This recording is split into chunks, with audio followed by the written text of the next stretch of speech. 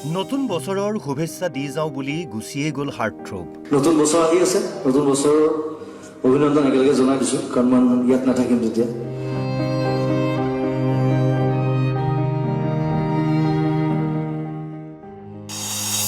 (২০২৫) চনত অসমৰ সংস্কৃতিৰ পৰা সাহিত্য জগতলৈ বৃহৎ ক্ষতি। ২০২৫ বৰ্ষৰ বুকুতে হাৰ্টথ্ৰবৰ সহিতে হেৰাল কেইবাগৰাকীও শিল্পী সাহিত্যিক।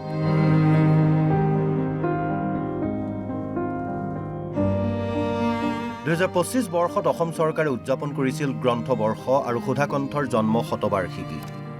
কিন্তু অসমবাসীয়ে সেই আনন্দ ল'বলৈ আৰম্ভ কৰোঁতেই অসমীৰ বুকুত নিয়তিয়ে অনিচ্ছাকৃত বাগৰ সলালে।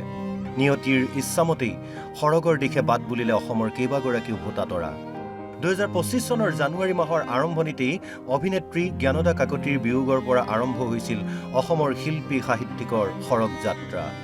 এই সৰগ যাত্ৰাতেই অচিনা দেশৰ পৰা গুচি গ'ল প্ৰাণৰ জুবিন দা।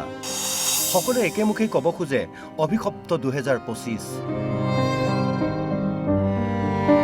এইবাৰ ডিচেম্বৰ মাহত না বন্ধৰ আনন্দ না শীতৰ আনন্দ। কোনোমতে ২৫ক বিদায় দিব লাগে অসমীয়াই।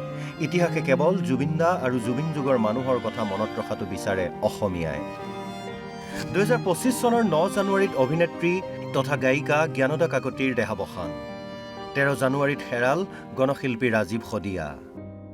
১৪ মাৰ্চত হেৰুৱালো শিক্ষাবিদ, গীতিকাৰ, কবি ডক্টৰ লক্ষ্যহীৰা দাসক। ২৩ এপ্ৰিলত অকালতেই মৃত্যু হ'ল জনপ্ৰিয় অভিনেতা ফাইলাও বসুমতাৰীৰ। ১৬ মে'ত দুৰাৰোগ্য ৰোগত আক্ৰান্ত হৈ মৃত্যু হ'ল কণ্ঠশিল্পী গায়ত্ৰী হাজৰিকাৰ। ১৩ জুনত হেৰুৱালো কবি অনুবাদক বিপুল কুমাৰ দত্তক। ১ জুলাইত অকালতে মৃত্যুবৰণ অধ্যাপক কবি অনুভৱ তুলসীৰ। ৬ জুলাইত দেহাৱসান শিক্ষাবিদ ইতিহাসবিদ উদয়াদিত্য ভৰালীৰ। ২৩ জুলাইত হাৰ্ট এটেকত মৃত্যু সাহিত্যাচাৰ্য ডক্টৰ বসন্ত কুমাৰ ভট্টাচাৰ্যৰ। ১১ আগষ্টত দেহাৱসান যশস্বী নাট্যকাৰ গীতিকাৰ হেমন্ত দত্তৰ। ২০২৫ চনৰ ছেপ্টেম্বৰ মাহত অসমীয়াৰ বুকুত লাগিছিল জুই। শেষ হৈ গ'ল জাতিৰ সত্তা। অজান দেশৰ পৰা ভাহি অহা খবৰে অশান্ত কৰি পেলালে অসম। গানৰ জুবিন অজান দেশলৈ গুচি গ'ল। ১৯ ছেপ্টেম্বৰত অসমে হেৰুৱালে ঈশ্বৰ পুত্ৰ জুবিন গাৰ্গক। জুবিন গাৰ্গ নামৰ সত্তাটিক জীয়াই ৰখাৰ অনেক প্ৰয়াস অসমীয়াৰ। কিতাপ ভাল পোৱা জুবিনৰ নামত সৃষ্টি হৈছে অলেখ কিতাপ। ২৭ ছেপ্টেম্বৰত চিনেমা পৰিচালক টিমথী দাস হানছেৰ দেহাৱসান। ২৩ অক্টোবৰত দেহাৱসান সংগীতজ্ঞ কণ্ঠশিল্পী সুৰকাৰ সৈয়দ ছাদুল্লাৰ।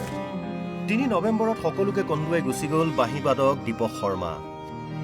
৭ নৱেম্বৰত মৃত্যু নাগাৰা নামৰ সম্ৰাট ৰামচৰণ ভৰালীৰ। ১৪ ডিচেম্বৰত হেৰুৱালো প্ৰবীণ সাহিত্যিক, লেখক, সাংবাদিক, বাতৰি কাকতৰ স্বত্বাধিকাৰী প্ৰফুল্ল গোবিন্দ বৰুৱাক। ২০২৫ বৰ্ষটোত অসমৰ সাংস্কৃতিক আৰু সাহিত্য জগতৰ বহুকেইগৰাকী কিংবদন্তী আৰু প্ৰিয় তাৰকাক হেৰুৱালে অসমে।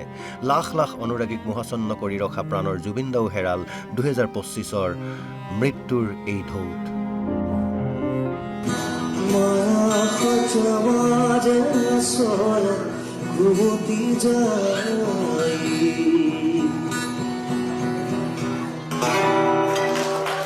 তুস্মিতা গগৈৰ ৰিপৰ্ট, অসম লাইভ ২৪।